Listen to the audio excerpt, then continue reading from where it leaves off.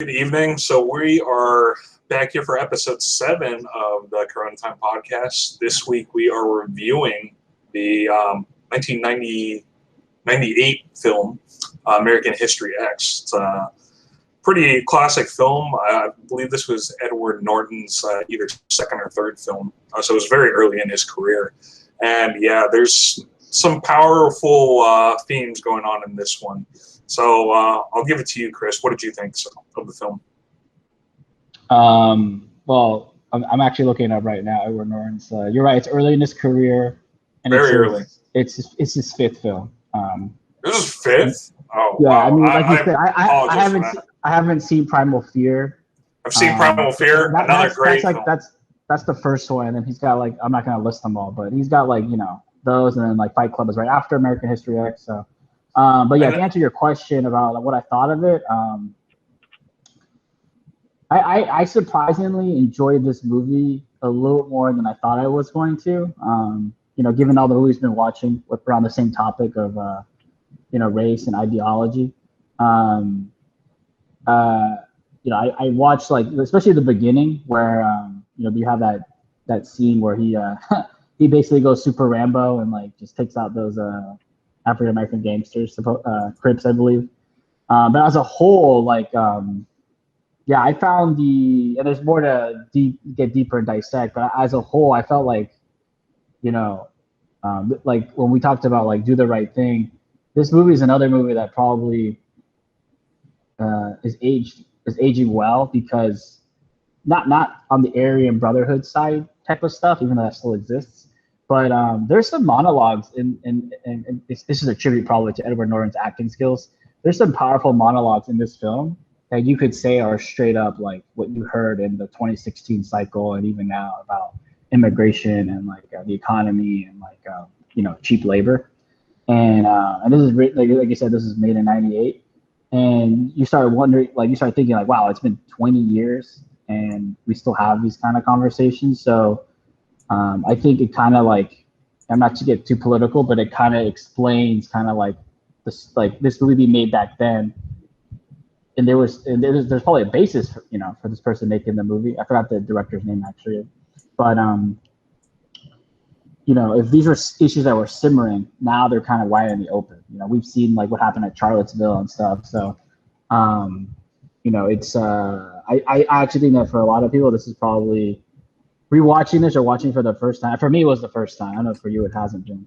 It's probably required viewing because, if this was made in 2018, I would have 100% believed it. So.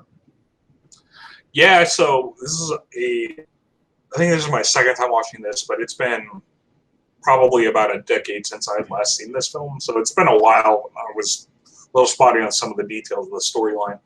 But yeah, I found this script to be pretty interesting. So the person who actually wrote the script was the screenwriter's David McKenna.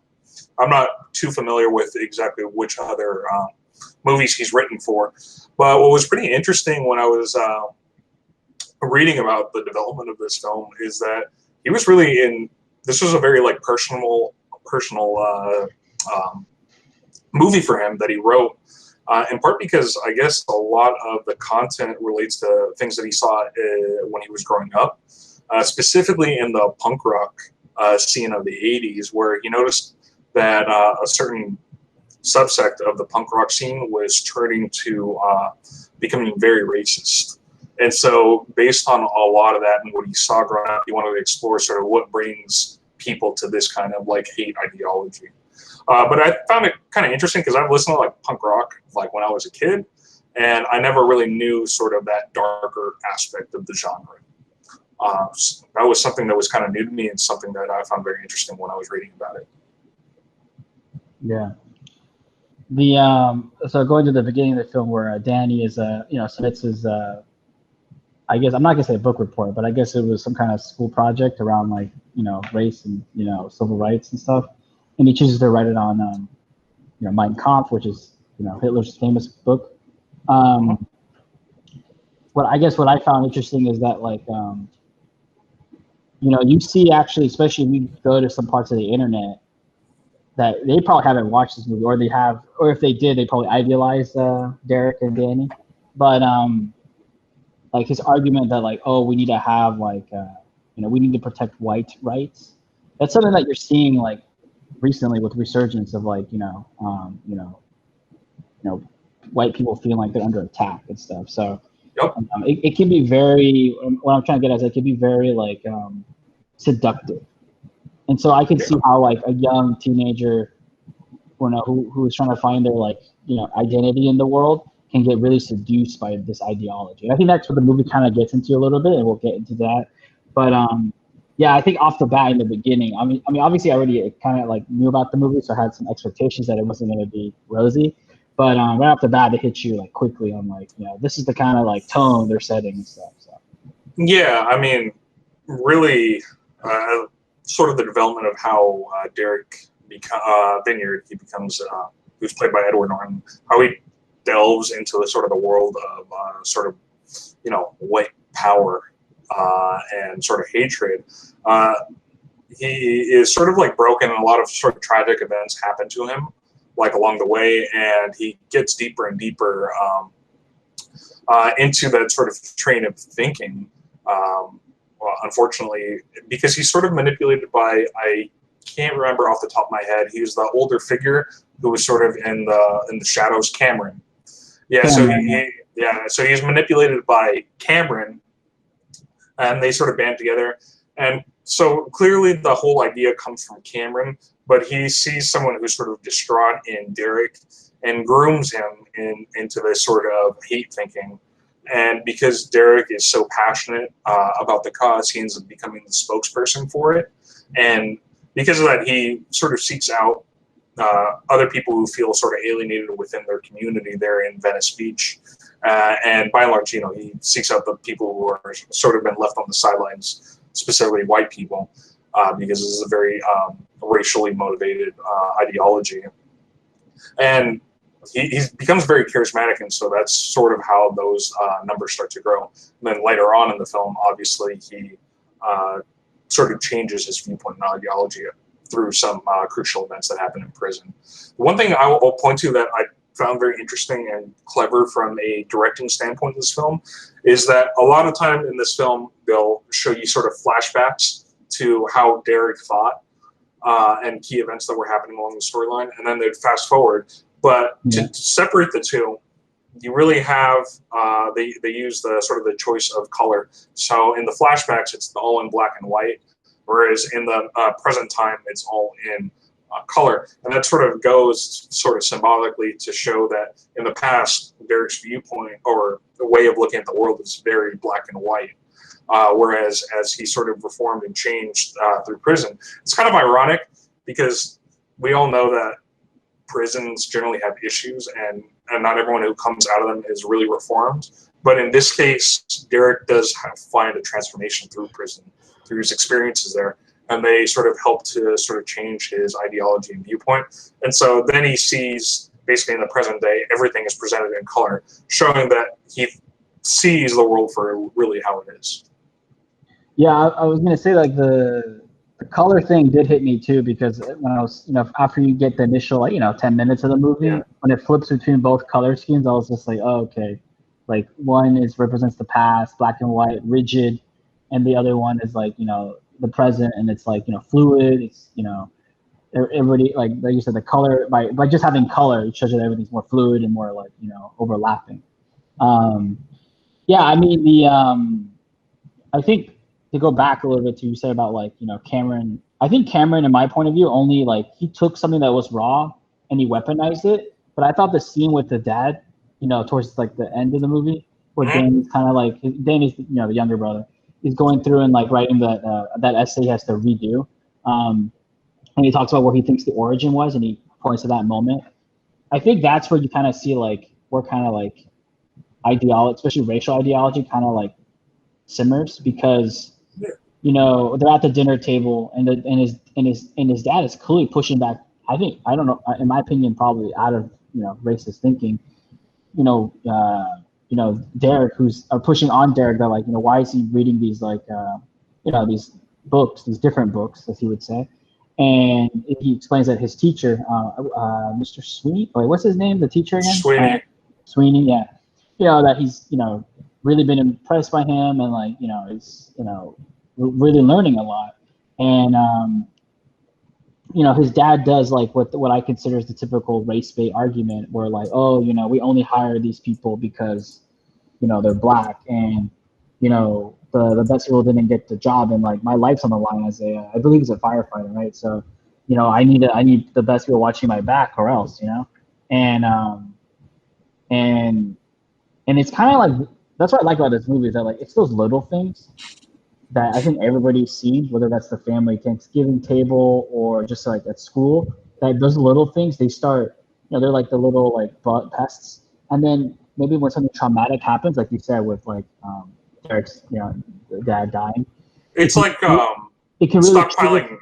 Yeah, it can really trigger, and then it can, and then it formulates into like feeding that ideology, right? Because then, like I said, he gets into Cameron's arms.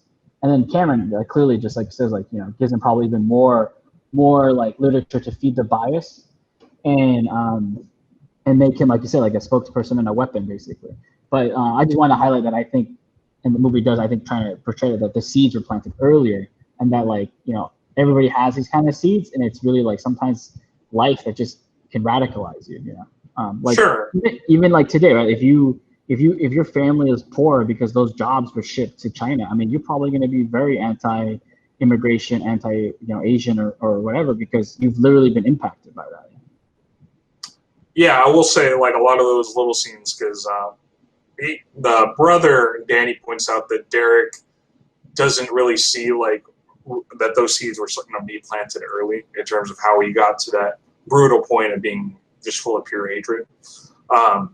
Yeah, but I would, I guess, just like to make an analogy. Yeah, a lot of that is just like sort of the seeds. It's kind of like adding the little bit of kindling to the fire before you're about to start it, where it's like a lot of that is just you're sort of adding a little bit of that fuel. And then really the sort of tipping point that catches everything on fire and fully transforms the matter into a fire is when his dad is killed serving or trying to put out a fire in I don't know if it's explicitly mentioned, but it's said that it was sort of at a drug house that caught on fire, and he was putting it out and he was shot. And so that was the point that sort of just put Derek over the edge and led him to his ideology of white nationalism. Yeah. And then I know there's that scene where they vandalized the convenience store because they hired illegals, which is, again, that's another political topic we can definitely get into. But I wanted to highlight actually more that Edward Norton's acting in that like that speech he gave in that scene. I was just like, that scene, I was just like, this guy could literally talk about like vanilla ice cream, and I would be like, yeah, you find captivated, and be captivated, like, and I think something I can sense from this movie is that like I can see how people thought maybe Edward Norton was too good, because I can see how if you're somebody who already kind of leans towards this ideology, you'll gloss over the more lower level messages and only see that like, oh, I want to be like basically the black and white version of Edward Norton's character, Derek. I can see the dangers. I can see how with a modern lens, some activists or modern film philosophers, I'll call them, could view the movie in a more critical lens now, because I can see how how society is now. Like, you can usually pick what you want to see, and then the rest you can just say like, oh, that's just Hollywood. That's just, they had to put that in there. Right. And so, but I mean, obviously, I think we both, we understand there's nuances in this movie, and so we see what the entire story is. But Edward Norton is like such a good actor that I can see how like some people might just only like certain scenes, and that's the only scenes they play on YouTube all the time. Yeah,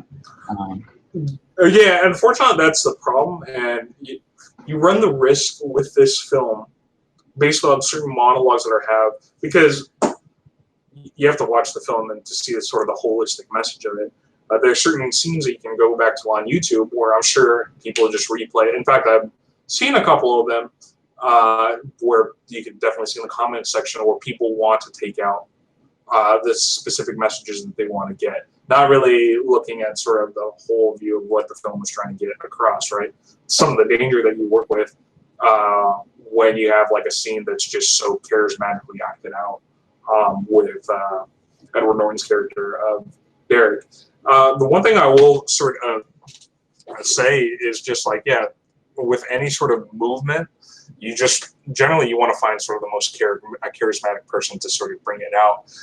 Notice the way, even with let's talk about sort of modern presidency, for a lot of his constituency, it doesn't seem like Trump could pretty much talk about whatever he would want to, and the hardcore fervent fans are just going to listen to him no matter what, partly because it's the way he says it, the charisma about him.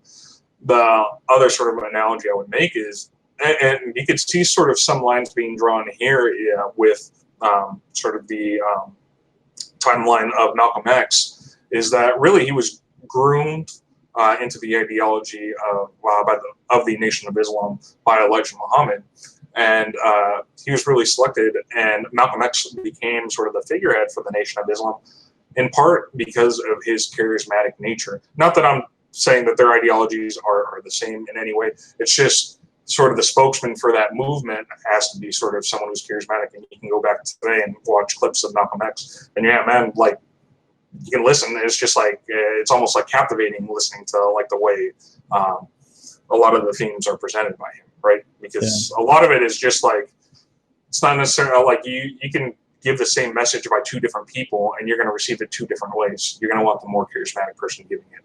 Yeah, I think you hit it on the point. Yeah, I just wanted to highlight that, like, Edward Norton, who was, I think we're both fans of, like I said, one could argue he's too good in the movie, but obviously he's an actor. He should be as good as he wants to be. But I see now, like, with more critical lens. I mean, I bet there was critical lens in 1998, but now with our hyper-polarized, society, I can see how one side is like, wow, like, this movie is a good movie, but unfortunately, we know how people are. They're just going to splice and take what they kind of want, because that's how people are these days, to a degree, on the more mobbish mentality.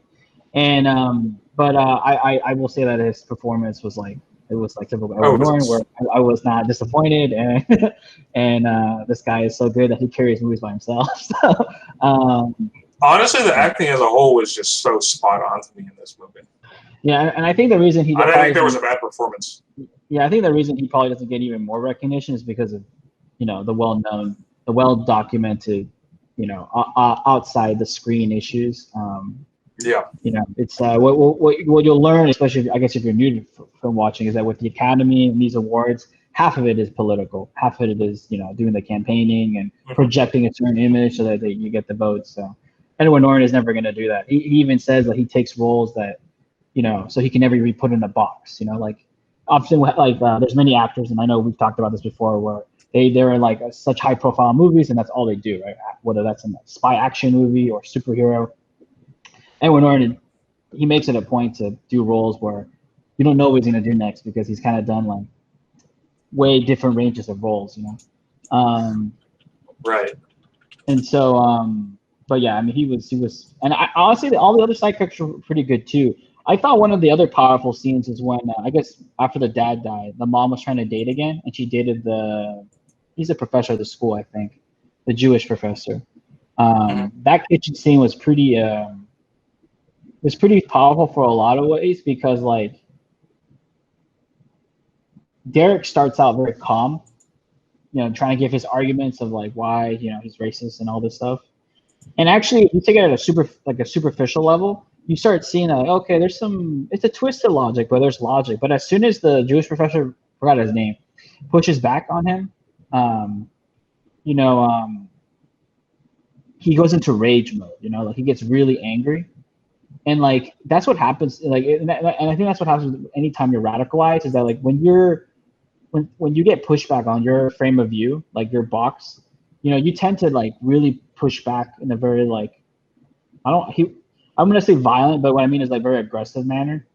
And again, like I mentioned earlier, like the nuances of this film is what I really appreciate because, if you understand a bit of like ideology, radical ideology, race relations, you see that this is an attribute of people who adhere too strongly to an ideology when when they're pushed back against with actual, you know, their own logical counter arguments, they tend to be very like, you know, defensive and like, you know, and revolt hard, you know. So again, like I hate to say it, but like if you like are able to like understand like these nuances, this is definitely a movie that like I would fully like rewatch and stuff. So Yeah, I know the sequence you're talking about. To that end, yeah, it's. I believe the preface for the conversation they're really trying to have was regarding the in that scene. It was regarding the Rodney King riots. Correct me if I'm wrong on that. And so the whole dialogue is about how the person who was dating his mother was a Jewish man, was basically saying, you know, they were talking about police brutality, and he's taking, you know, your more typical traditional stance, whereas Derek is obviously trying to. He's so indoctrinated at that point that he's trying to see it from the opposite lens, but it's like pure like hate at that point. And you see even at the like he gets so defensive and angry that he ends up sort of yelling and physically assaulting his sister. He just like is just berating his mom, and then basically like the man who's like dating his mom was just like looking at him like, man, what? It's crazy how far you've come in your indoctrination. And at a certain point, they have a stare down, and he pulls off a shirt, and he has the tattoo of the Nazi symbol, and he just like points to it in a very powerful scene. It's brutal. Just saying, you see this? He's like, this means not welcome. Like, get the hell out of here.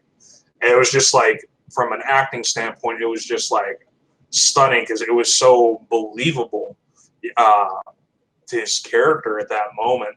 But it was just like, wow, it is crazy how some people can get to that point of indoctrination. Yeah, I mean, and also another powerful scene was that it's not often I see a curb stop on a film. That was like brutal. That's still kind of earlyish in the movie, but that's when I was just like, man, this is gonna be heavy stuff. I was just like, wow, we're going here. Like, you know, the symbolism and the racism. I was like, okay, I've seen this in documentaries. I've seen other racist type of like movies tackling like this type of Nazism.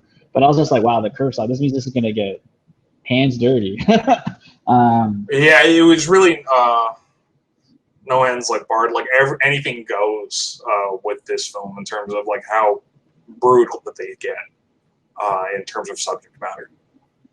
Yeah. Even there's another prison scene that was equally as brutal too. I do eventually want to get to the prison sequence of scenes in the storyline. But well, what did you think of the younger brother's performance in the film? By the way, I thought it was pretty good actually. I actually recognized him, so I had to look it up. He was in Terminator 2. But I thought it was pretty good. I mean, obviously Ed Norton is his own category. I felt like younger brother did really he did pretty good.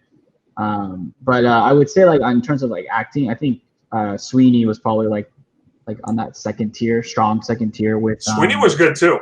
I thought his character was strong. It was Sweeney, and then what's the guy's name that was Derek befriended? Those were like Guy Torry. Yeah. Guy Torry. I don't remember like that's the actor's name, but I don't remember the character in the prison. But yeah, he was very good as well. Like those two.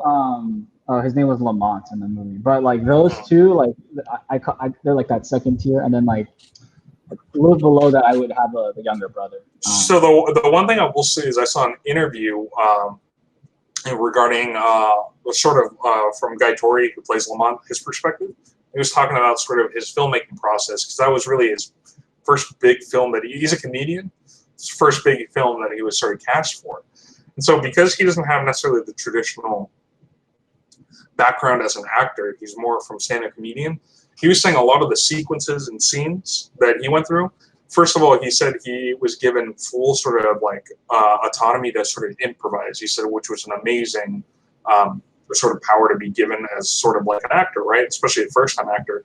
And he's like being a stand-up comedian for like most of his career. He's like every scene that ended up making it into film or the film process was pretty much complete improvisation, which is pretty amazing because you see it, and a lot of the scenes that he's in or with Edward Norton, it just seems like it's very natural in terms of their interactions, right? It doesn't seem like it's scripted. It is, I guess, what I'm trying to say, even the mannerisms. And he said, yeah, it was just him sort of improvising, or they'd roll and they'd film some scenes. He would say some stuff and just go with it. And Edward Norton, being an amazing actor that he is, he can just improvise and just give the correct responses on the fly too. I thought that was pretty interesting. Yeah, I mean that speaks to probably how good Edward Norton is too. Like, because it's improvising in general is difficult, right? Especially in in acting. Even Guy Tori's like the subject matter for his improvisation, it's just spot on. Like I thought their interactions on screen together were just perfect. Complimentary. What's interesting is I know interview you're talking about. I didn't watch the full thing, but I did read on the side that like they were giving us autonomy, but he did it did come out that like, I guess I'm not an actor, but I guess in the actor world, you get direction from your director, and I guess it's the traditional relationship between movie set. But I guess Edward Norton will direct an actor, and that can put off people off the wrong way. And this is well known throughout his career that he does this. so Guy Tori even said that at many times during the film he would direct him as well. And he's like, it's kind of like that. He's like that rubbed people the wrong way on set, especially the director. So for those of you who don't know the controversy off screen with this film, is that there was a lot of clashing during the editing process for this film, and the director was just he's very egotistical too. If you read some of his interviews, like he thinks pretty highly of himself, but he went on a campaign trying to just discredit like Edward Norton specifically, because those two do not have a very good relationship. Yeah, I mean, we'll get to the ending later, but like even the end, you probably read about the controversy even in the editing. I mean, the ending, because the director wanted one version, which we'll get into later, and Edward Norton, his cut that was approved. I mean, that showed me again how good he is, because I was like, wait, this guy, like, his cut got approved. Man, this director, like, no wonder he wanted his name off the movie. Off the movie title cards. He's like, I didn't, like, other than shoot with a camera, what did I do then? I mean, Edward Norton is just so talented.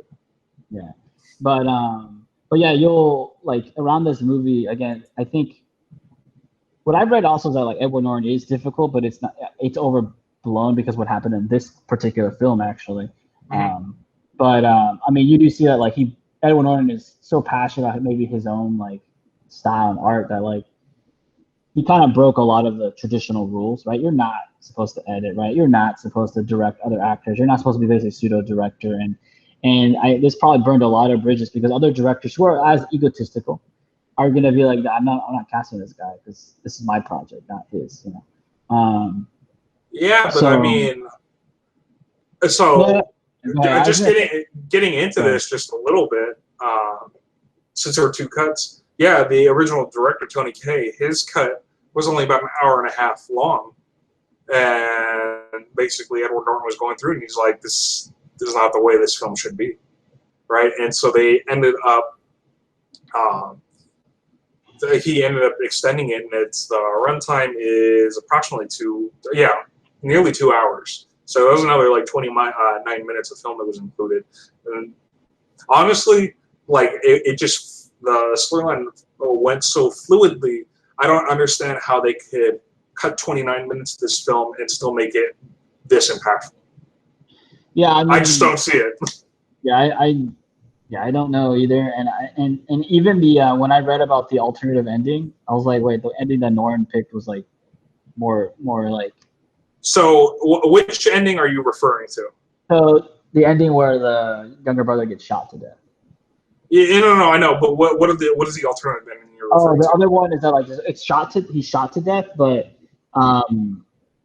Derek, Edward Norton's character, the last scene is supposed to be him shaving his head and going back to the. But they cut that out because that sort of went away from the message that they were trying to send with the film, right?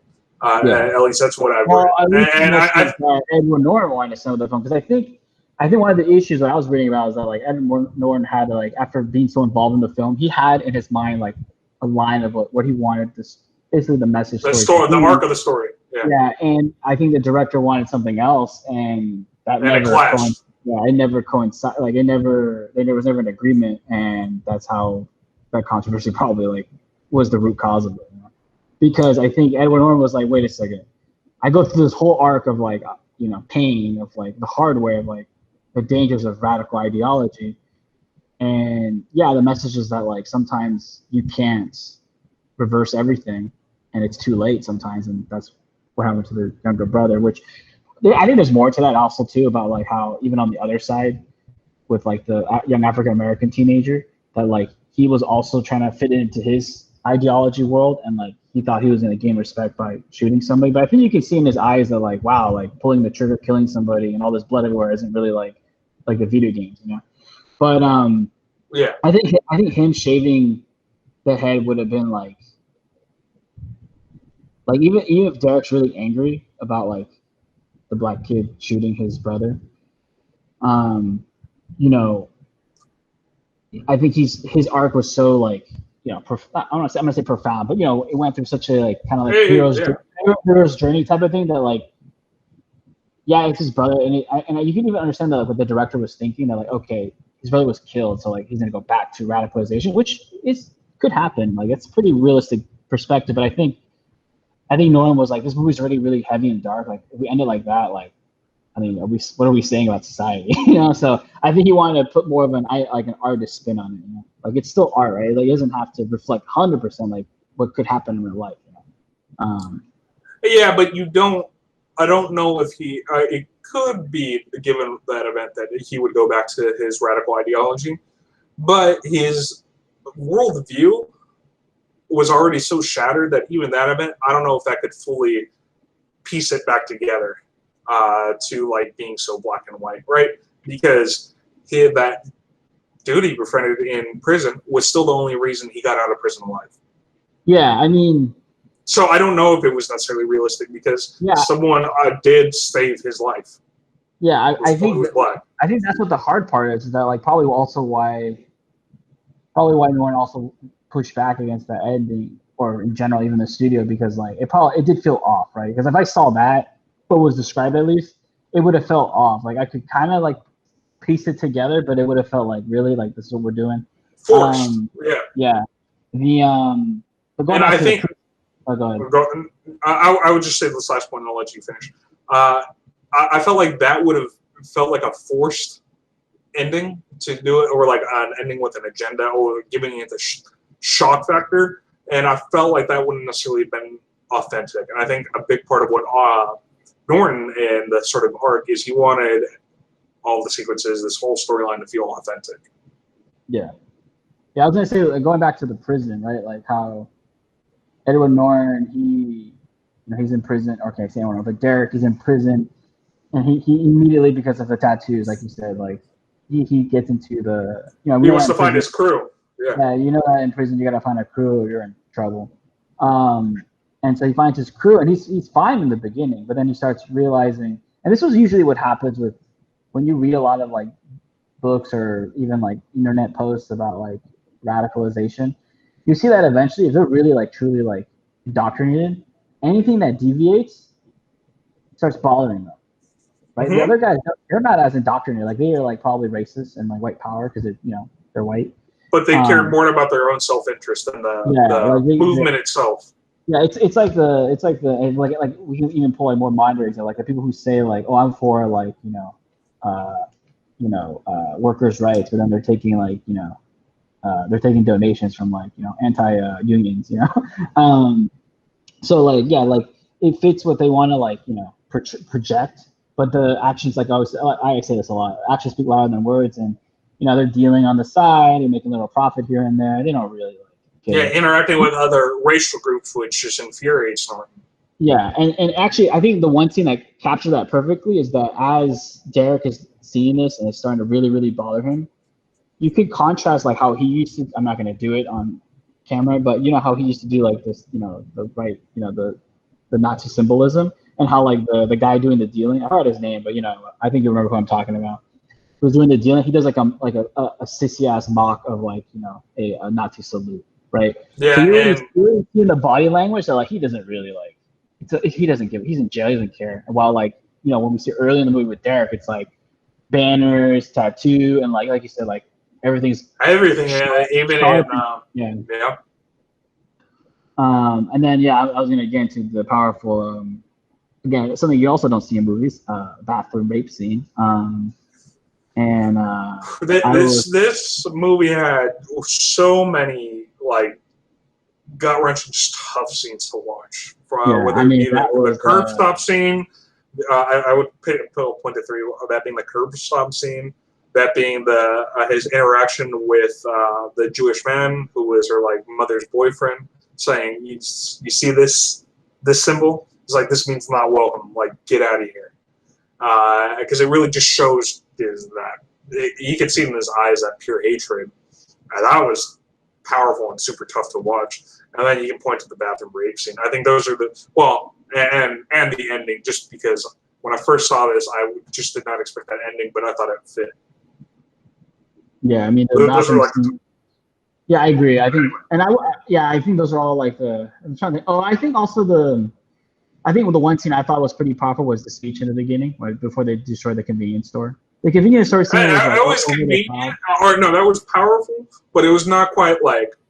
Oh, that, and then I will also say, like, when Derek is getting arrested after he curb stomps, and you just see his brother looking at him in the face he makes, just spoke volumes, man. Yeah. It was just... Yeah. From an acting standpoint, it was perfect, facial expressions and everything, but it was powerful. I haven't seen all of Edward Norton's films, but this has to be like, to me, it's like, I like Fight Club a lot too, but this is probably the best. Like, I was just like, this is so good, dude. But yeah, the bathroom scene was like rough, and it was like, oh man, that scene was the rock bottom, because like, I mean, we're both men, and like I'll be honest on this, like, it is pretty like traumatizing and demoralizing to. Rape is just for either gender, it's a horrendous act, right? About why they were doing it, because he was rejecting the crew, and they wanted to just absolutely humiliate him and get him, like, just break his spirit and get him to come back to them. That was at least the thought process. Yeah. And then, I mean, and if it wasn't for the friend he befriended, and we should talk about that a little more, how he like forms that friendship.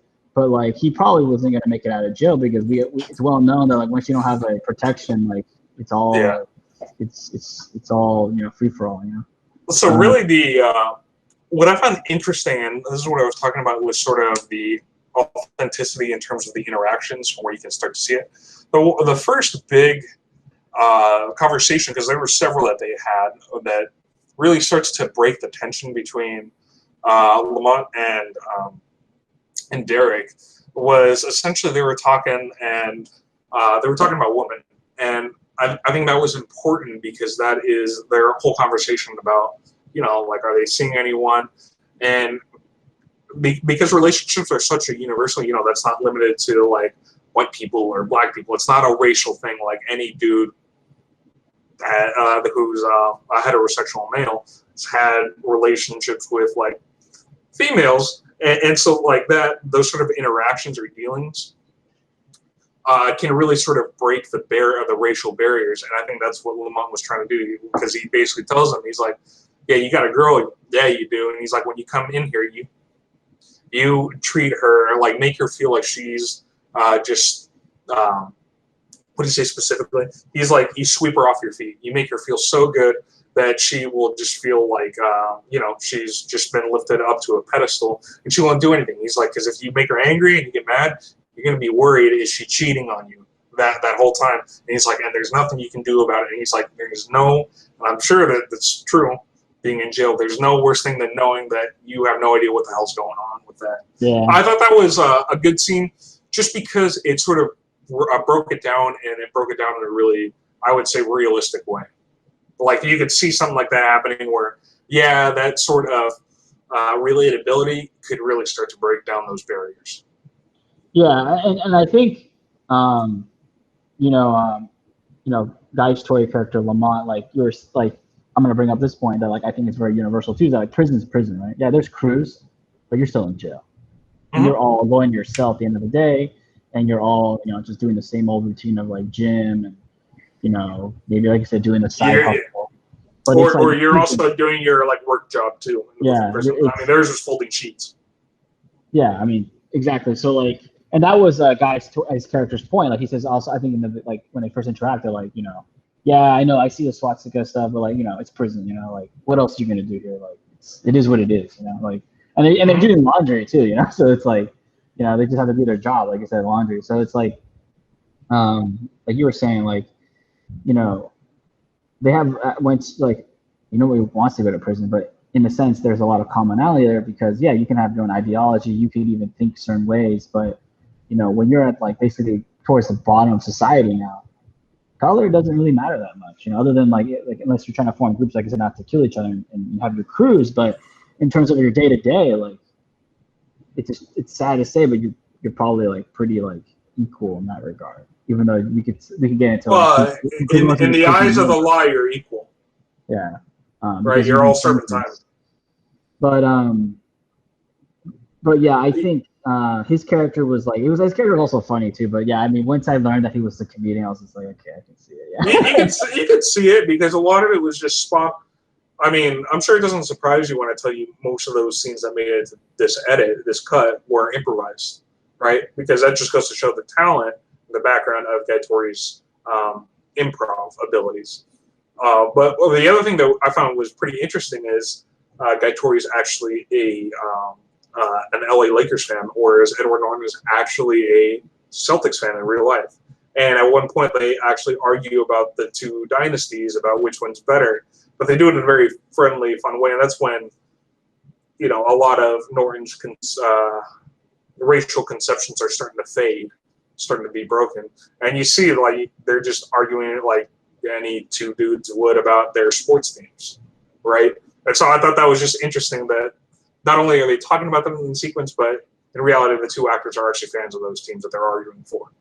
Yeah, I think that helped to make it more authentic too. Yeah, to build on that point, I know that's something that I've read about this movie is that a lot of people feel like it's not realistic.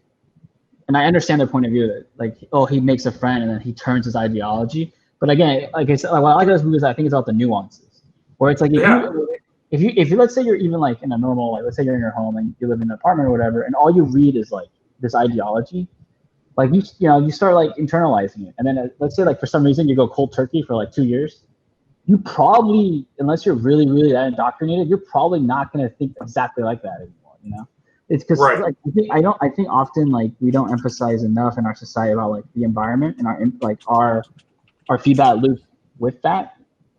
And him being in prison, like especially when because at that particular scene, I believe like that's already like he's already kind of distanced himself away from like the Aryan Brotherhood in prison. Mm-hmm. So like and then obviously after the rape scene, he's totally like, he's gone. Yeah.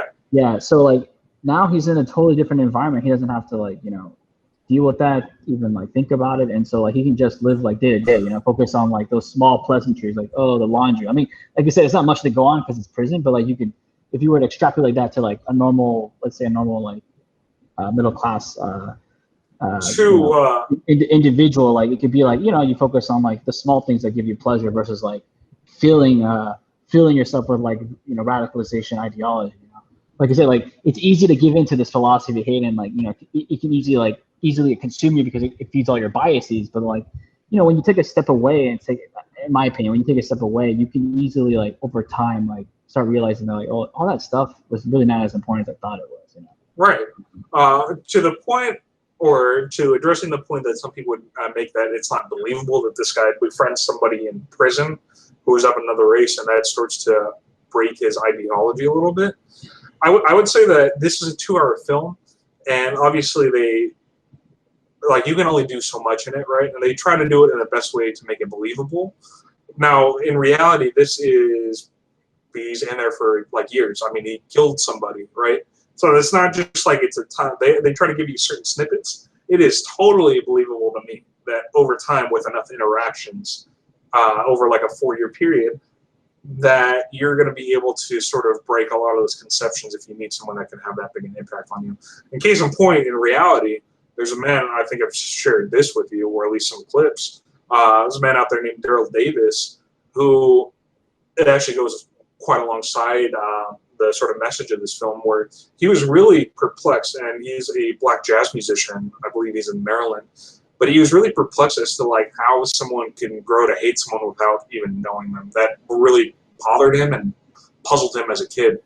And he made a sort of point in the 80s and 90s going on to go and attend KKK rallies and befriend KKK members. And it took it wasn't a short process, right? This is like a decades-long process where he sort of infiltrated, he started befriending, and he said obviously there are some people who are just not going to take to him just because of who he is or what he looks like, period. He's like, but in total, he said the first person I believe that he got to sort of leave the KKK took 7 years. And so it's not like a short process, but he started trying to break a lot of the conceptions they had, the notions they had about him as a black man. And little by little over time, a lot of their ideologies just started breaking. And it's not like the ability to try to de-radicalize someone it's not easy, right? I mean, it's not easy to break someone's notion of how the world works. So that's a very complicated process, but what I'm saying is it can be done, and it has been done. This man, Daryl Davis, has gotten over 200 KKK members to renounce their ideology. That's really freaking impressive for one man to do. Yeah. And so to that point, I would say that this film is believable in the sense that, yeah, over an extended period of time and given certain interactions, it's totally believable that your one man's notions of how the world works can really be crumbled and taken apart. Yeah, no, I fully agree. Like, it is difficult, but like, you know, how I view it is kind of like if somebody's like got indoctrinated, there's usually depending on the person, could be more difficult than others. But there's a path to de-radicalize. But I mean, sometimes it's just so difficult that like, you know, it's diminishing returns. But yeah, I think most people obviously don't walk in these circles, and it's hard for them to like, you know, like you said, a movie is limited, right? It's a film, right? There's only so much time, right? Like, I don't want to tip our hand to the next week's film, but it's the same thing with the one we'll discuss next week, where it's scratching the surface to a degree because there's just a lot of context, you know. And this is the same thing, like there's a lot of context in this film, and you know, it can only do so much, like in terms of the storytelling. But sure, yeah. But to your point, I fully agree that like, yeah, I mean, you know, there's a path back. If you can be radicalized, you can be de-radicalized, right? This is something that's well studied and like talked about. But like I said, I think for most viewers, it's hard to, you know, picture that because, you know, what's the old saying, like, oh, this will never happen to me, and like, you know, I would never fall for this. And it's like, you don't really know until like, you know, you're really exposed into that environment, or you only know that interpretation of the world. Yeah, I think to people who would say that, I think you should take a look at certain psychological studies that were done in the 70s. One I'm thinking of specifically is a Stanford prison experiment where it was just a bunch of hippies that were taking certain power roles, and they took that to an extreme very quickly, to the point where they had to get it shut down. These were just normal, like, college kids, man. So what I'm saying is people can be easily manipulated in many ways. Just to your point of sort of like de-radicalization, yeah, there is a, like, if you can become radicalized, I do fully agree with the fact that you can become de-radicalized, as we've been speaking about. In many ways, it's kind of like with becoming like an alcoholic, like it's really tough to sort of battle your addiction, or like what's been bothering you for such what's gotten a hold of you for such a strong time. But that sort of path is going to differ for everybody. You can even look at there's another dude, he's in London, his name's Maajid Nawaz, but he was a former radicalized Islamic terrorist, and it was really interesting hearing his talk, where he was at a certain point, he was talking about how he was ready to sort of die for his cause and was going to sort of kill himself in sort of a suicide bomb. But really, in the question, he's like, and this was sort of an internal struggle that I'm sure it was way more complicated than that, but I'm sort of paraphrasing, where he's like, you know, I wanted to be sure, and he's like, and I just kept saying, well, what if I'm wrong? What if? because like that question sort of kept bugging. And he's like, that question that I started to ask myself led to this process of me sort of becoming de-radicalized. And now he runs an organization that focuses on helping people who are radicalized within the Islamic faith to become de-radicalized. Yes. So yeah, it's really, these are really tough issues to try to like dissect and try to solve. But there are people who are, it is possible for one, and there are people who are working to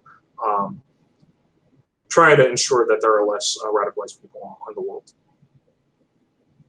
Yeah. So to switch it to a more lighter topic, so this movie was made in '98. I did laugh when I forgot the fat character. I'm not saying the guy that was overweight. The big dude. He was in Boy Meets World, I believe. That's where I first saw this kid. But he makes a joke to Derek's younger sister about like Hillary Clinton, and I was just like, oh, this is like the '90s. And like, what was the joke? I kind of remember the reference. I forgot exactly, but it's like, oh yeah, like Hillary, like some Hillary Clinton joke, like, oh, she's like, I don't know if she's like she's not gonna win, or yeah, you liberal, like the Clinton. Well, yeah, I mean they because their ideology doesn't align with mainstream Democrats, so they bash anything that's quote unquote liberal. But what I mean is that like I remember seeing a lot of similar type of jokes recently. So in the last couple of years, or during that. So yeah, it kind of comes full circle a little bit. Well, I mean, when we get to our ratings, this was tough because I think so far the movie that I have like, the two movies that I've enjoyed the most has been Tree of Life and Do the Right Thing, and I actually would prefer to rewatch those over this one. But as somebody who does explore the peripheries of society, this movie really like hit home a lot, and I was just like, oh my god. I was like, this is some brutal subject matter for sure in this. Yeah, it's and look, the honest truth is that like it's not gone. It's still out there, and we just don't see it like obviously on TV like often. These are people that are on the fringes, right? Yeah. And yeah, now they're what I would argue is they're just keyboard warriors now. So like, that's their outlet, because I mean they need to find people that agree with their worldview. And like obviously in your own community, like let's say you lived in like Oregon, right? You're not gonna find maybe in your neighborhood you'll find some, but you have a better chance finding online now, right? The world, right? So the presence of forums can put you in contact with anyone that thinks like you in a matter of like a keystroke. Exactly. Right. Which I think is you could speak to a bigger issue of if like the internet or social media is necessarily a good thing, because I think it just recycles content that people want to see, and that can really reinforce people's ability to become radicalized in that way by only seeing their point of view. Yeah, I mean, in the when it comes to like the news feeds on Facebook or Google, like news articles or Twitter, yeah, I mean it gives you that reinforcement mechanism, but even then, and I think there's a lot of dangers there. But even then, you still need to take that next step to go where I would argue as like the real like deep forums, and it's easy to find, like you said, it's not as hard as it used to be. But like somebody consuming like content on their Facebook feed versus like actively participating and becoming like a daily poster of like certain forums. I think that's like a leap that most people. There are two differences, yeah. Yeah, but to your point, yeah, I mean you can easily find people that are like they'll reinforce your ideology, and then they get stuck in that worldview. That's all they know and that's all they believe. Yeah, I guess my point, what I was trying to make is it's dangerous in that it can sort of the way sort of information is funneled to seeing exactly what you believe or not is dangerous because that could end up being a gateway for you to seek even more dangerous content that could reinforce other ideas that could make you more radicalized. Yeah, I see that as a danger, kind of like in a way like a gateway drug, if you. Yeah, I mean, you have to remember that the internet is like a network, right? And a network is just a bunch of nodes, and they're connected, to each other. And depending on, I guess, where you're on the internet, you're gonna have more connections. Yeah, so obviously if you're at Google, you're gonna have a lot of like. That's basically the front page of the internet, so you're gonna have a lot of connections. But if you go to the more and more fringes, there's less of an avenue. So basically what I'm saying is that there's basically no chance if you're gonna find anybody who's gonna post anything that's a counter argument to what you believe. Right? And most people aren't gonna take the effort and like try to like go and traverse the other parts of the web or whatever. So you're just gonna be in your own intellectual echo chamber, and that's how I think that's what we've been seeing now. And like you said, with social media and with like algorithms, which only show you the content you kind of want to see, it just exasperates it. But I think even before like Facebook and Google got good at what they do, like 1990s internet, early 2000s is that era I'm speaking of. I think that was already like the seeds already there, or like people were just going where they wanted to go, and then they didn't bother with anything else because I think it's built into a large degree in human nature that we tend to want to. It goes back to that old. I think it's a book about the path of least resistance, but it goes back to like that data point. Like it's like you said, study in sociology that like we tend to gravitate towards like things that we find enjoyable, not like stuff that's gonna make us like challenge uncomfortable. Uncomfortable. So yeah, once you find your niche, you just regurgitate it. And we're talking about a political ideology, but you could do that with hobbies, right? Like there's tons of people that only talk about cars, only talk about films, they only talk about maybe certain directors. To like even sports team forums, man. I mean, it seems like every year in every Cowboys forum, they think they're going to win the Super Bowl, even though to me that's unrealistic. Okay. One year they're gonna win. Just an example. Shut up, dude. What? Yeah, one year they're gonna win it, and we're gonna have to shut up, dude. But for now, I mean, it's. But yeah, I guess that's just my point. Where it's like, yeah, you regurgitate and recycle really what you want to hear. At least most people do. Exactly, and so, and I think the internet, it's like I said, it's exasperated. But you can even argue with like TV now, with like how polarized news channels are, like. It's the same, like, kind of problem. So, but yeah, I think, I guess if you want to get into ratings now, I would say like this movie, to me, it's like a solid like. 80. Well, hold on. Before we get into that, it's still a little bit we need to talk about. Sorry, we got off topic. What did you think about the ending? I mean, the ending was profound. I think it reminds, at least to me, it reminds the viewer that like.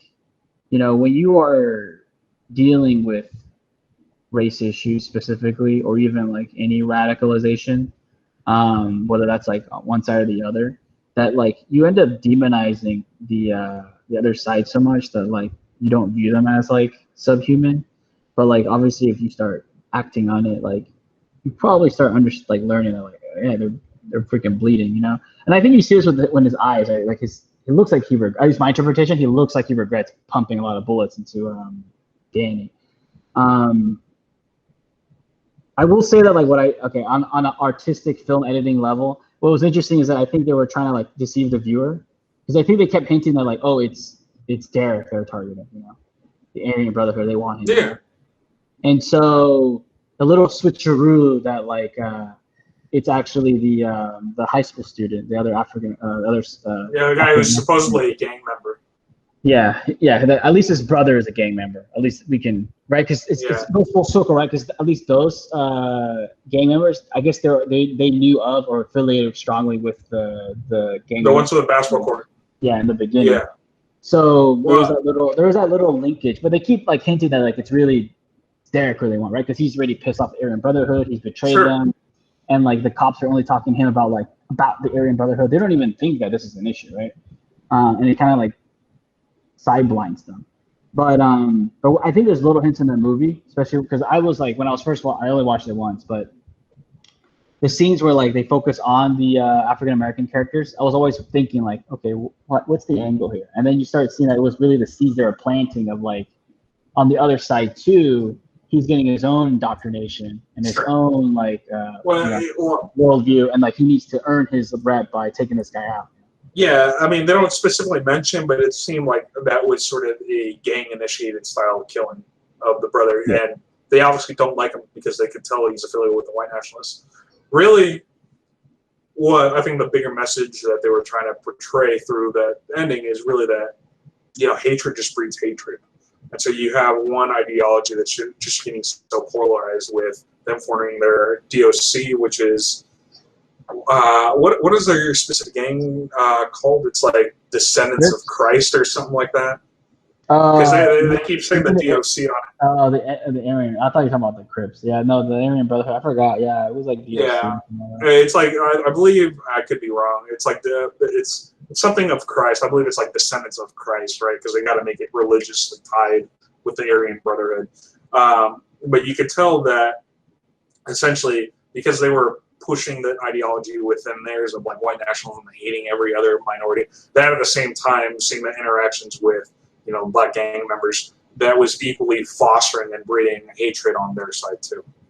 And so you could just see that really in the end, I think the big message was that just hatred breeds hatred.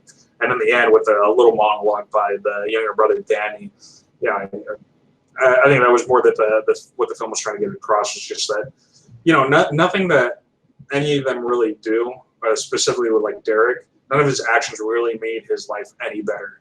He was just super angry the entire film and would always blame everybody else. Yeah, that's what Sweeney tells him right in prison. Like, has any of your actions made your life any better? Yeah, and yeah, the ending. I mean, I wanted to get deeper, right? Because the surface level ending is a hatred, breeds hatred. Breeds hatred, which is I think it's a quote that's probably used most people's heard of. But yeah, like I said, I wanted to focus on the film style because like I did find it interesting that like how that switch. Yeah. Like I suspected that it was gonna be a trick, but I was just like, oh, this is actually clever because like they are really hinting. They probably hinted too strongly that it's gonna be Derek, but it's like, when you hint that strongly, usually it's something else. But yeah, I think yeah, and when you have like Derek crying about his brother in his arms, yeah, I mean, you probably think that Derek thinks it's probably like his fault because again, like they just stopped there, right? Because they haven't really talked about like it was really the black kid, and so in that moment he probably thought like, oh dude, like they targeted my brother, not me, right? So he might even think that it was his fault, which you could argue that even if the truth comes out like later, I'm thinking like there was like a post extra 10 minutes of the movie, that like you could still argue that like it was indirectly his fault because how his brother did get radicalized, did kind of antagonize he antagonized the gangsters of the basketball court, and his other younger brother antagonized the African American kid in the bathroom, doing the puff of smoke, where those seeds were planted. Now, obviously, killing somebody is a big jump, but yeah, like you were saying earlier in our conversation, that like the seeds are there, and then it sometimes, unfortunately, doesn't take much to fuse them, right? Like you need, to be in like, in certain situations to execute, and that's what he did there, right? Like everything was primed for him to do a shooting. Now, that's the other thing too, is that what also hit me is that this kind of movie, not just the topic, I think the topic could be touched, but the fact that there was a school shooting, I forgot that this was a year before Columbine. The fact that there was a school shooting, this would never happen anymore. Nobody's gonna have the guts to say, I'm gonna direct a movie where there's a school shooting. That's after Sandy Hook. I think that's been off the table for like Hollywood. After Parkland too. What was it? Parkland, Florida. Yeah. That's also a very touchy sort of topic as well. Yeah, but at the time, that was like at the time there wasn't much. Yeah, like it was like probably there was shootings, but it was like Ruby Columbine was the biggest one. Yeah, Columbine was the one that like was a flashpoint of society, which reminds me that I do want to like read a book about Columbine because that's like it's a marker. And like I said, when I saw that, that's actually one of the first, like second or third thing I thought of, because I was like, I had to look up when Columbine happened, because I was like, wait a second, if this happened, like this film came out after that, like how is there not more controversy about this movie, right? Like we talked about some of the controversies, but they've all been about race. But that, I guess, shooting, even though it took place on school grounds, I mean, yeah, it is a school shooting, but it was like a revenge motivated kind of thing. If you went on like a rampage there in a school shooting style, then I could see it causing more controversy. Yeah, but what I mean is that like the fact that it came out a year before, there was no, like, we don't see it in, like, when I was reading articles, I didn't see any real mention of a controversy. Right. But I think if it came out in 2000 instead of 99, I bet you there would have been so, like, this movie might have been buried, because that's like one of the things that I think, like, even on like both spectrums of the political sphere, that like they do like almost an unwritten rule, almost like you don't make movies about like with any school shootings. With school shootings, yeah, I can see that. So that's another fascinating, like, just historical context in the movie too. So yeah, I didn't think. I guess that didn't quite cross my mind when I was watching that scene. I guess because I didn't. That was to me, even though it took place on school grounds, it wasn't necessarily. It wasn't like a disgruntled person who was going to shoot a bunch of classmates. It was clearly directed just at Danny. Yeah, I mean, that's why I said it was probably my second or third, like second or third thought, because like, yeah, it's like the reason I think it piqued my interest is because I think it's the fact that I don't see a lot of movies that have this kind of scene, that it was like, Sure. it was just like, whoa, wait, this is allowed? Then I looked at the dates, I was like, no, it's not allowed, it just happened beforehand. Like, Yeah, I mean, I guess it's debatable given the context. Like, I can't see a lot of films where you would, based on story arc, where you would need to have like a scene take place that was like a school type shooting, right?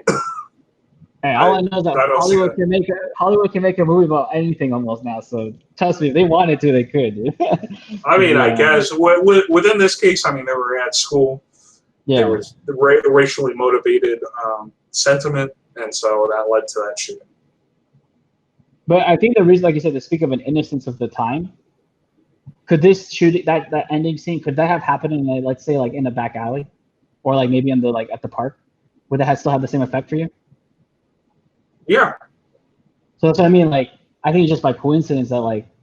Dude, so the other thing they kind of foreshadowed was when they're rolling by, like you knew something was going to happen once they rolled by at night on the their old car, and they like go by pretending like shooting the air gun.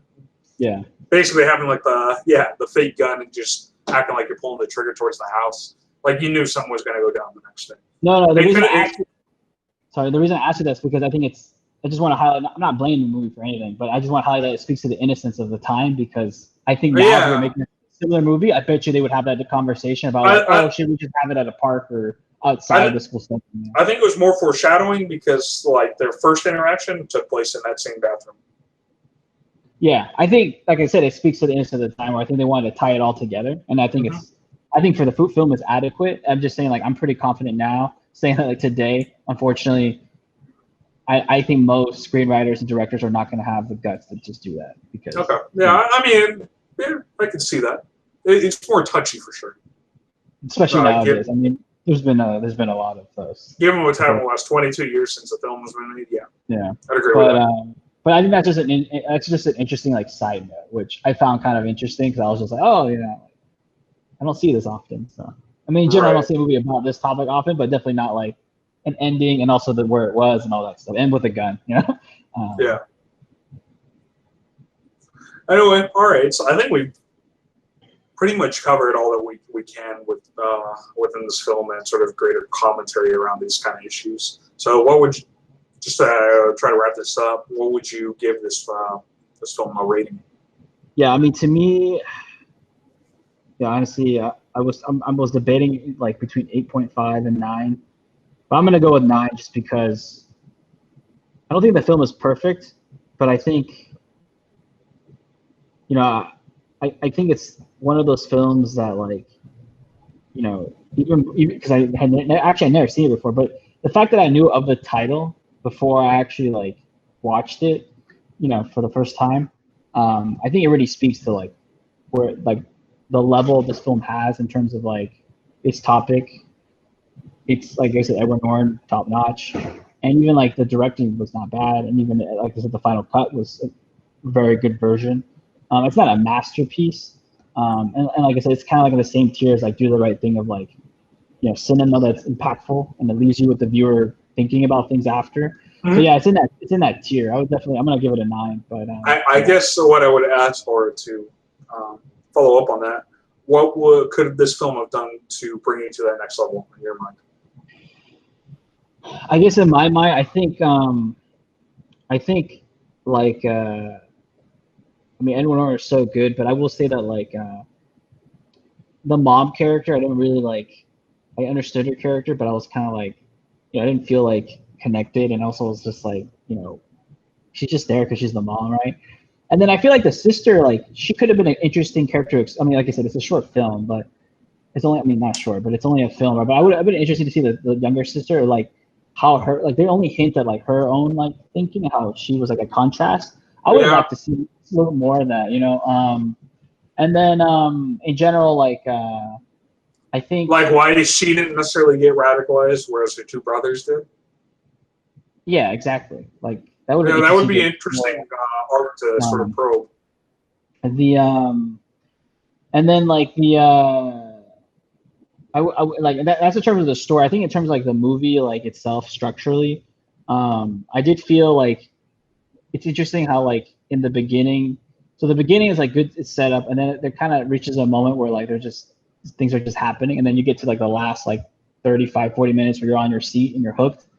I feel like the middle part is also kind of like slow, you know, like as you know they're doing the flashbacks a bit here and there, Yeah. but it's like minor details. I think in general I have a hard time giving 10s out of 10s because for me a 10 out of 10 is like a movie that like I can easily say like this movie's so good that if I watch it 100 times I'm still gonna be like I have yet to see a better movie. In general, that's my rating philosophy.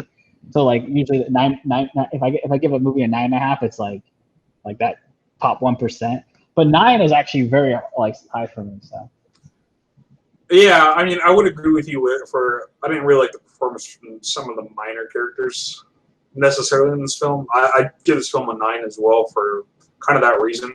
I think what they probed, and I didn't necessarily find it boring at any point. Really, what they were trying to show you is sort of the level of indoctrination. One other scene that I would touch upon that I really found super powerful, because it was just all the symbolism and everything that went along with it, is when Edward Norton is finally explained like everything he went through to his brother, and they kind of like sit there for a moment, and he kind of like he could really illustrate to his brother really how meaningless that ideology really is.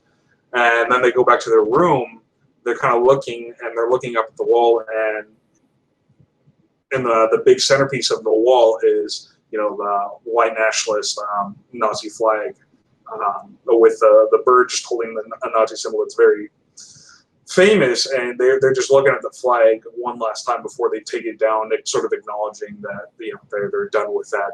That's in the past. It's no longer what they sort of follow and believe. I thought like a lot of the scenes at the beginning, sort of showing how indoctrinated and how Derek got, and essentially like, yeah, how indoctrinated he got, and sort of what led him to that indoctrination process. I think that was all necessary for the arc of the film. And yeah, it could be, I guess, seen as slow at times, but I thought it would just all sort of went well together. You know, a perfect example of a side character that was like totally meaningless that would not have impacted the story if like it was out. It was the girlfriend. Like I think she was there to try to show that he had a connection to that world, but he was. I never felt that. I felt like once he was in prison, like she was just one of those kids. Yeah, you're right. I mean, she didn't really add anything to the film. Now that I'm thinking about it. But other than she was just another racist figure in the film. Yeah. But yeah, it's. I'm actually. What I'm curious about is your rating, because I know you really liked Spike Lee's movie, so I'm curious to see where you. I would say 9 for this one. You gave 9 also to do the right thing, right? Yeah. So, but I will say there were different reasons for it. I think from an acting standpoint, Norton is like cream of the crop. Like his performance was, I can't really criticize anything about his performance in this role as Derek Vineyard. I will say I think I preferred the directorial approach of Spike Lee in Do the Right Thing. I mean, because it just had its own flair to it, and some of the little tricks he used were even better to me. Yeah, I was gonna say that, like, now that we know that it was really Edward Norton who did the pseudo editing and stuff, it's like I can't even, like, I don't want to too harsh on the director, but I mean, Spike Lee's like in that different class anyway, so it's tough to one up him in general. Like, you would have to have like another great director you have to compare them, you know. So it's difficult in general. So yeah, I think because this is our third film we sort of reviewed on the sort of topic of race, just from different angles. They've all been really good. I think this, between Do the Right Thing and American History X, it's hard just for me personally to pick which one is necessarily better. I think from just an acting standpoint, Norton's performance is like, this is one of the best I've ever seen of any actor. Yeah, I mean, I know like you were asking me to explain my score earlier, but it's like, yeah, I mean, I'm thinking of Birdman, and I'm thinking like, man, that movie was like so good that like that's like in my top like film ever. And so that's another film with Norton. Edward Norton is so good in that movie. He's not even the main character. I'm like, oh my god, he's a side character. Yeah. Yeah, and in Fight Club, like it's one of my favorite. Like it's not only my top 10 of like great films, but like it's a personal favorite of mine. And he's just amazing in that movie too. So yeah, I mean, I've also what's been a treat is that like I've seen his like range to a degree now, and I'm like, wow, man, he plays this guy, Derek, and then he plays the guy in the Fight Club, which is a completely different type of like he's kind of like demasculinized, and then he plays like obviously the Birdman, that side character, the actor.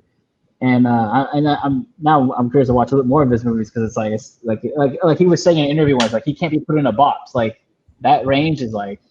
Yeah. So something that was pretty interesting is he really got his big break. His first film was Primal Fear, and that was a really. You haven't seen that movie, right? No, I gotta watch that one. Yeah, highly recommend it. He plays this really crazy, like complex role. And he was alongside Richard Gere, and so he said he learned a lot from him during that sort of filming process from a top-notch actor at the time. But it was interesting because I saw a little snippet of him and Rogan, and he was really trying to figure out sort of what he should do after the filming of Primal Fear. So he did some some other pretty well-known films around that time, but he was really trying to figure out what his next sort of big splash is. So he was talking to different directors, and I forgot which film, but he was talking to a director who really had his heart set on like Matt Damon, even though Edward Norton really wanted to work with him on this film. And so he's like chatting with his director, and he's like, well, like, what is it that you really want to do? Or like, do you have anything else you're working on? And he's like, well, my friend, this writer I know has a script for American History X, and he's explaining it. And he's like, you should do that. And he's like, don't forget about my film, do that film. And he's like, well, why? And he's like, because if you do that film and you're able to pull it off, he's like, they won't know what to do with you. He's like, they won't be able to put you in a box. He's like, you can basically do anything. And he's like, yeah, you get the feeling, and as he's like talking, Edward Norton is talking to Joe Rogan, he's just like, he's like, you get the feeling that, people are like, they didn't know, or after that film came out, he's like, they didn't know what to make of me. He's like, dude, this dude is just like, I think he's a word, he's like, kinky, because he takes these really weird, out of the box roles. Yeah, I know we mentioned it before, like in our other conversations, that like actors they have careers that are. I know we always think of them like in the they're in a different planet than us, but like they do get pigeonholed too. Like once they're really good in some roles, they just stay there. And so often the story is the opposite of Norton's, where like they actually complain, especially when they do like interviews with either Joe Rogan or other like podcasts, like they complain actually of the opposite. Like, oh, they always wanted to cast me the same type of generic. To really speak on that sort of phenomenon, up until recently, I feel like Michael Keaton was really in that role, and we've sort of talked about that. Speaking of the cast of Birdman, but in the 80s, that's all he did was he was known for playing, in the Batman series in the 80s, Batman. And so he was really sort of pigeonholed. Now, after he started in Birdman, he really started to show his range as an actor in terms of roles that he could play. Yeah. And really, this film shows really the versatility of Edward Norton. It's like, man, if he can pull off playing a neo-Nazi racist and to like perfection, what role can't you really play in the filming process? Like, the possibilities are kind of endless to me. Because this is a hard role to act out. Yeah, I mean it's played convincingly. This is definitely one of those tougher type of roles for sure. There's also numerous other actors. I mean, you could even argue that like other than Michael Caine, there's like I'm trying to think of another one that's pretty like it's pretty common that like you might get pigeonholed, but I can't think of the top of my head, but like, there's probably a bunch of actors that feel like they only get scripts from agents that are like the same role they did like 2 years ago. And I mean, I think that's, like I said, I think most people, like, unfortunately, sometimes how careers happen, right? Like you're in one profession and that's all you get offers for, even though you want to like expand out. Um, but yeah, I think these I will say that we've been really been picking movies that are like serious tone and like Oh serious. yeah, this was brutal. Don't worry. We'll eventually pick more lighthearted movies. We'll branch out. It's just that race has sort of been at the forefront of, I would say mainstream political talk right now, that just felt it was kind of necessary to review films that sort of deal with these tough, very complex issues that are kind of tearing up the nation a bit right now. Yeah. Right. The one last thing I will say before we sort of sign off is,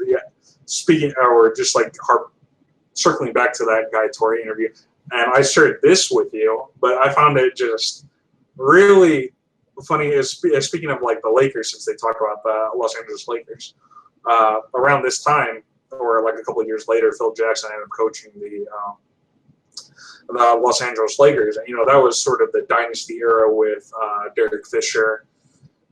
You had Kobe and you had Shaq, and I guess during those times, I remember I was a little kid.